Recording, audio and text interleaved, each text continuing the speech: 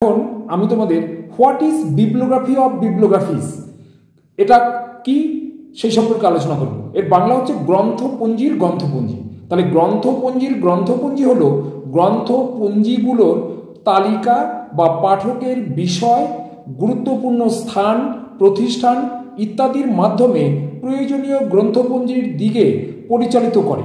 উল্লেখিত গ্রন্থপঞ্জিগুলো আলাদাভাবে প্রকাশিত বই বা বইয়ের অংশ বা অংশের আকারেও হতে পারে।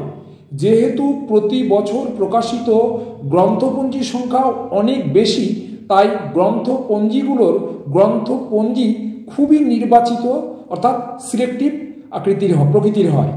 এক্সাম্পল হিসাবে আমি বলতে পারি a world bibliography of bibliographies and of bibliographical catalogues, calendars, abstracts, indexes and the like.